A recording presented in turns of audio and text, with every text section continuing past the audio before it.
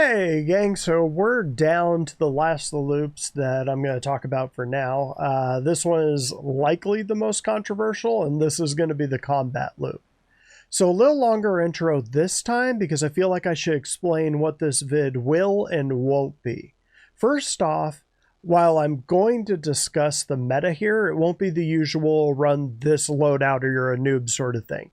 Instead, like the previous vids in this series, this will be an attempt at a holistic view of what the combat loop is and what CIG is trying to achieve with it, at least from my point of view. From there, I'll throw on the conjecture glasses and gaze into the future. So if that sounds good, let's get this.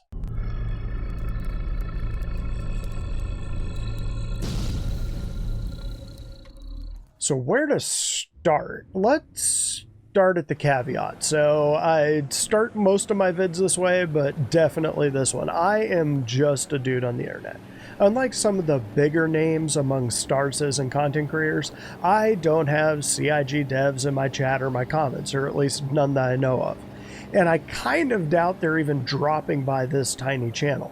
So there's no inside information here. I'm just someone who's been around for a while, reads a lot, and watches a lot.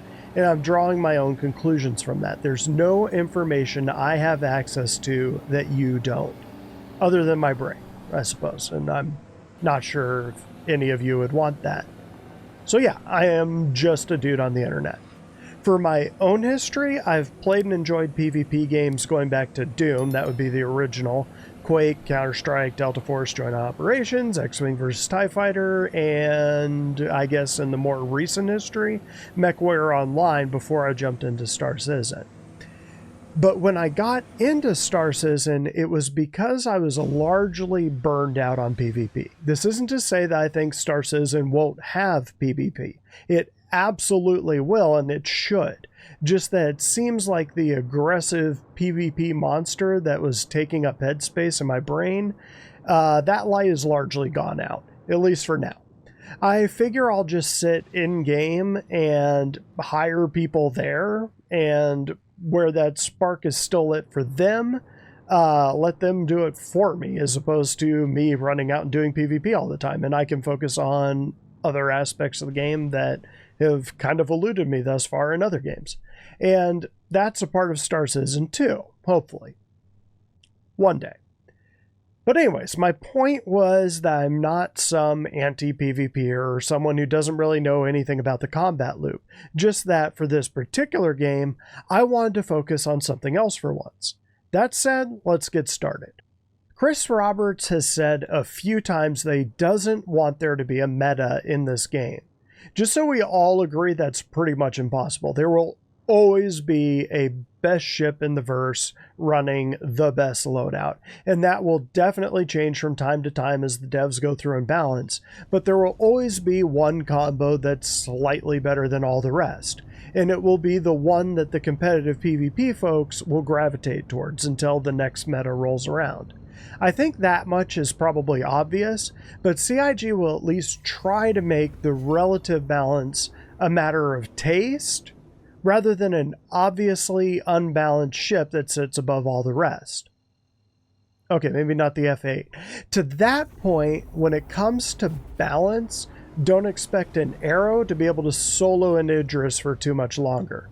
I'll get into armor more in a bit, but there's also a balance between the classes. It doesn't make sense that a scout fighter should be able to pop a warship all by itself. And while you can do it now, relatively easily at that, don't fall in love with that kind of dominance for the long term. So let's take a step up and look at balance from a ways up. A few months back, and it might have been around a year by now, I made a vid about the various ship manufacturers and where I thought they generally fell on the power triangle. Without rehashing everything I said in that vid, the short vision is that ships will generally fall somewhere in the middle between defense, mobility, and offense, with specific manufacturers leaning a little towards one or the other as part of their quirks. For example, Drake favors mobility and offense, while Crusader generally leads into mobility and defense. You get the idea. So in this vid, I'll expand this out a bit further by adding another layer to that onion. For mobility, vessels can lean towards maneuverability or acceleration. For offense, vessels can lean towards, let's say, missiles or guns. And I guess there's room for special weapons like EMPs and, let's say, distortion-style weapons like that. So, look, this analogy isn't perfect.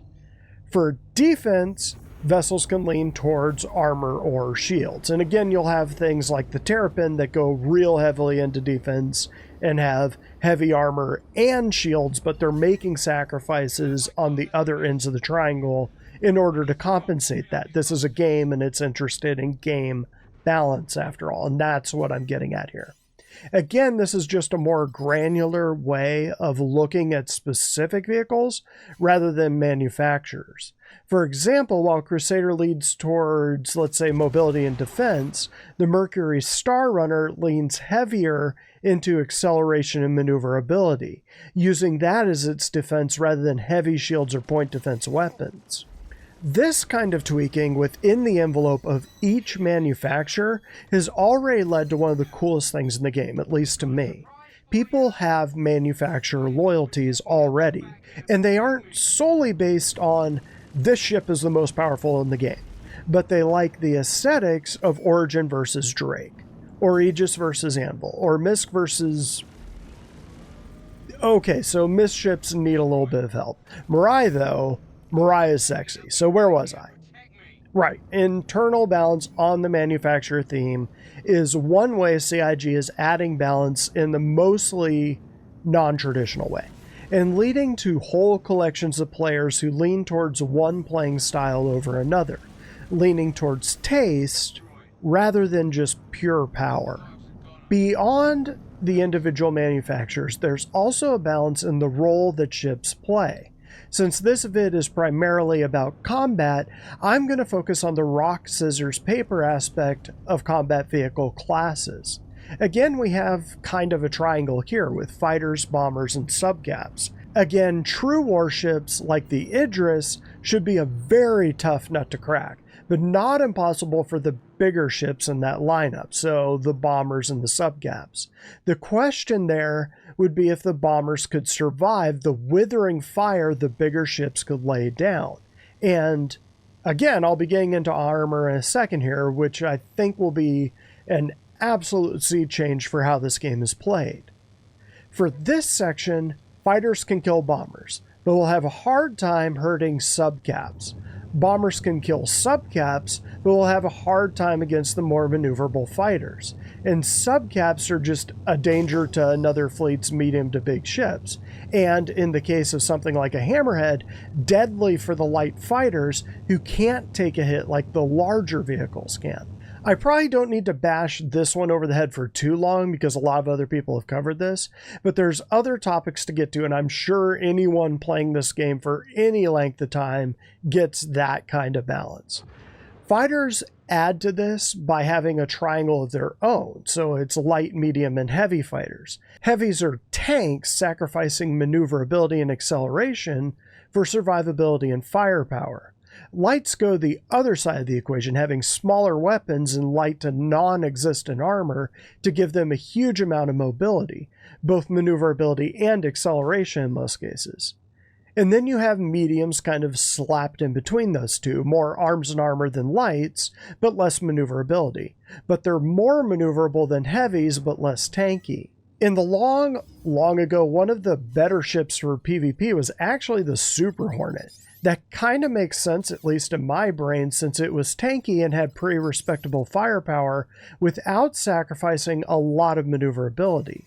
I think that lasted for about a patch or three back in like the 3.1 to 3.5 days, with all things being equal, like mainly pilot skill here, the maneuverability of the light fighter and the tankiness of the medium fighter should balance out in the end. Ideally, you'd have a 50-50 kill ratio. The light would have to land a lot of their shots and have to avoid pretty much all the fire coming back their way, while the medium would have to compensate for its comparative lack of maneuverability to land a comparatively few shots to kill the light. And this would be the same with the heavy, but more pronounced. It can take more hits, but it'll land far fewer shots. In fact, a heavy fighter would likely be in trouble if set upon by lights, I think, as part of the heavy's role is to escort over long distances. So part of its built-in advantage is that huge range. You probably won't fight a light fighter way out in the deep unless it's being carried on something big, and that's kind of my point. Heavies are mostly self-sustaining, or meant to be out for long periods, where the lights, and even most of the mediums, are skirmishers, heading out over a relatively short range for a specific engagement. With the subcaps, they follow a similar pattern of punching up or punching down, or punching sideways, I suppose. You have a Corvette like the Hammerhead that's meant to punch down and kill swarms of light fighters. And then you have the Perseus on the other side of the coin that's made to kill things like the Hammerhead, and maybe even badly hurt things like the Polaris or even the Idris. The Polaris and Idris, for their parts, while they can defend themselves against swarms of smaller ships, their strength, their purpose, is to kill other big ships. And then I could throw in things like the Nautilus. They're kind of special built for area denial. And again, in a perfect world, these various triangles will lead to players choosing a role based on taste rather than because this ship is the most powerful in the game and can kill everything else. And that's the kind of balance I think we are all hoping for. One where you stand an even chance in a fight no matter what you're in. Well, okay, if you're in a combat vehicle, I suppose. If you're in a Hull C and you want to take on a Polaris, well, you're going to have a bad time. And if you're in an Arrow and you're butting heads with an Idris, well, actually, let's go ahead and get into that now. So with that brilliant segue, now we can start getting into armor and weapons and how they balance out. I haven't really bounced into wild speculation for a bit, so let's go ahead and do that now, shall we? Currently, ballistic weapons are the go-to. Okay, check that. I have recently seen that the distortion build is the current meta, but I don't expect that to last too long. So, ballistic weapons. Okay, so ballistic weapons largely ignore shields and punch right into the body of a target's hit point pool. Energy weapons, on the other hand, are debuffed mightily by the shields. How I think CIG plans to eventually balance this out is with armor. So ballistic weapons will continue to punch through shields, but eventually be debuffed by armor. So the stronger the armor, and hopefully armor comes in different grades or thicknesses, so the less impact ballistic weapons will have, the higher the grade. Just taking a quick tangent here, I know for my own game's design, I had both weapons and armor have a rating. If the weapon rating was higher than the armor's rating, it did significantly more damage.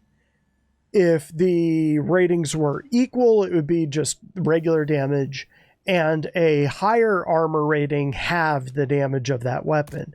And if the armor was double or more the rating of the weapon, then that weapon couldn't actually damage that vehicle. In this way, I felt it mostly captured, at least for my game, that whole, you can shoot a tank with your pistol all day, and it's never, ever going to get through the tank's armor. So I'm not sure if CIG will actually go that same way, but I wouldn't be shocked if they did. In this theory, ballistic weapons wouldn't be hampered by shields, but they would be impacted by armor. On the flip side, energy weapons would be heavily impacted by shields, but would be less impacted by armor. I feel like that makes sense, at least in my head, because it still gives a slight edge to ballistic weapons, which ballistic weapons will need in order to be balanced because ballistic weapons have ammunition. So ballistic weapons should have a slight edge or largely ignore one of the two elements of defense that can be thrown at them, whereas energy weapons always have to deal with both. They have to get the shields down in order to do the damage that they're designed for against armor, whereas ballistic weapons can just start hammering the ship itself until they run out of ammo. So to balance that out, the thought would be that the lasers would impact the armor no matter the rating. So a smaller ballistic weapon would never do anything to a heavily armored target. But a smaller energy weapon would still melt that armor, even if it was just a minuscule amount. An energy build, unlike a ballistic build, would eventually get through that armor. Eventually. One day. Maybe. If it could get through the shields. But yeah, that's all speculation on my part, and CIG could easily go a completely different way, and they probably will. Oh, and then you have distortion weapons that, in their final design, won't impact shields or armor at all. Okay, well, maybe shields, but are designed to go after components and damage them directly. I would think this would be balanced out by, like energy weapons, having them severely debuffed by shields. So someone wanting to shut down a ship with a distortion weapon would need to work in tandem with other weapons or other specialized ships to drop the shields first. Again, just guessing here. If I were running the zoo, that's how I'd balance it out. But let me know what you think. Oh, shutting ships down. Time for another incredible segue that you've come to love and expect from this channel. In reality, Death Star explosions are pretty rare. Barring some bomb hitting an ammunition dump or supply room, typically a ship will just take enough damage to the right things that'll cease to function. And yeah, sometimes the right things are the people inside, but for right now, for this argument, let's just keep it on the vehicle itself. I mean, you could always just put more people in a vehicle if it's not working, right? Right. To emulate this, CIG is going with soft death. Again, I'm assuming most of you watching this tiny channel are familiar with soft death, so I won't hammer it too hard. But the goal on its face is that CIG is laying down less mind-blowing big ring explosions where the target is atomized, and more just a steady degradation of what the vessel's ability is to operate. The goal here is twofold. One, it allows people to engage in more gameplay and loops with marine action, looting, salvaging, and so on. But two, it allows the crew on that vessel a chance to repair the vessel and get it running again, provided they have the parts, tools, and skills, of course. This is a balanced thing too, because if you're a combatant that knows where to hit a ship to disable it the quickest, you're going to have a distinct advantage over someone who doesn't. And that's going to be true across the whole of the game. See, I told you I wouldn't bash you over the head with it. Another quick aside on this one, because this is a topic that comes up a lot. Well, comes up a lot more recently than it used to, which makes sense since we get more refugees from other space games, not all of them with such a big focus on PvP. But rest assured, this is an argument that's been going on since the very earliest days of Star Citizen. Again, I'm going to keep this one pretty short. The really quick version is that this is a massively multiplayer game. And PvP kind of comes with the territory. And I'm not just talking about combat here. You're going to engage in PvP when you're trying to out-trade someone, get the best salvage areas, get the best mining areas. That's PvP. You're competing against other players for those resources. But for the people that don't want to be engaged with PvP, or at least they don't want to be hampered by, let's just say, pirates or marauders, or even the occasional griefer, and know those three things are not the same as each other, let's move on to what is in store for them in order to enable them to play the game as well as the PvPers. As the servers spin up, hopefully what will happen is that the law apparatus kicks in hard. From what I understand, this is what happens with Eve. Basically, when the law cracks down, it cracks down hard. At the moment, you can sit off a station that's shooting at you and, with minimal maneuvering, be perfectly fine. There have been times when I wanted to, let's say, opt out because I had a crime stat and I just wanted to go to prison, that I would sit still and the station would just be shooting over me. Even if there's advocacy, hammerheads, and fighters around, you're probably going to be okay. The AI just isn't that big of a threat right now, mostly because of the servers. But don't expect that to last too much longer.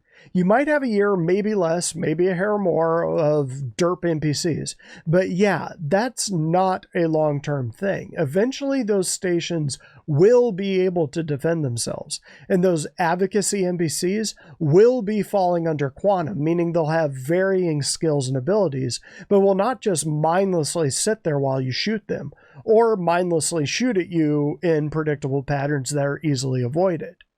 I would also expect prison timers to kick up over time. It doesn't make sense right now because there's tons of bugs that can give you a crime stat. And even if it's intentional, there's very few places for a player to go if they do get a crime stat. But once Pyro's in, Nyx, other systems, I would expect the timers to start kicking up on prison time pretty high. A lot like the ship reclaim timers I start talking about in the vid on the hauling loop. Speaking of the reclaim timers, that'll mean that people will be incentivized to want to fix their current ship rather than just throw up their hands, hold down backspace, respawn, then wait 5 minutes or so for the countdown timer to tick down. I've mentioned this quite a few times in other vids, but eventually, at least for right now, the plan is that that sort of thing will be governed by quantum. In other words, replacement ships will be governed by whether there's a spare ship of that type nearby, and the timer will probably be linked to how long it takes to get that spare to where you are. If you're somewhere shady, you might not get that ship back until you head somewhere safer. Or you can hire a human being who's willing to risk it for a higher payout. But if there isn't a spare sitting out there waiting for you, well, the ship has to be built and then shipped to you, which may lead to bigger timers on top of that. With alien ships, probably a much longer wait time. So yeah, whipping out the multi-tool and hitting your ship with sweet, sweet beam juice will start to look like the better option, even if it doesn't get your ship back to 100%. I could go on to discuss insurance, but that's probably a discussion best for its own vid. Let's kick on to the last part of this loop that I want to touch on for this vid, and yeah, combat is a deep loop, and there are tons of things I'm just kind of glossing over, skipping entirely here.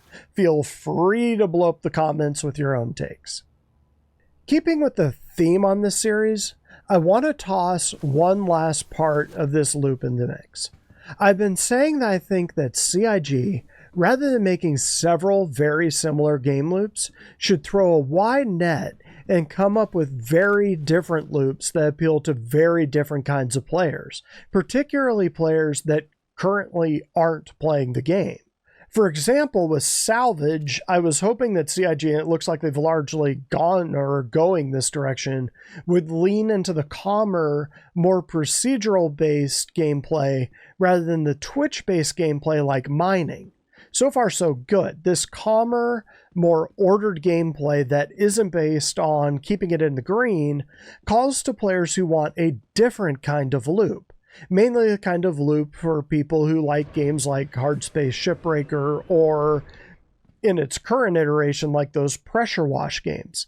In other words, mining already has the industrial Twitch gameplay.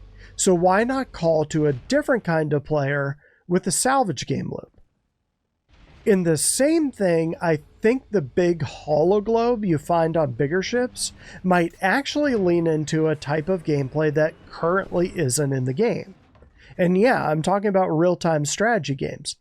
Have you ever played a game like Homeworld and wonder what it would feel like if all of those mini ships were actually controlled by individual people flying them?